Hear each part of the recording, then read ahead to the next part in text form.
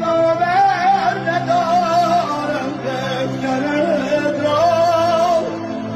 بگم حس میکنم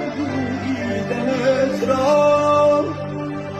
هنوز باور ندارم صدای پای تو در گوش من هست به این دنیای ناشاد بودم هست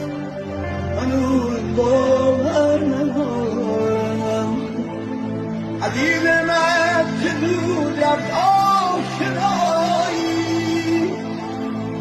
ندارم از تو من هم یک صدایی که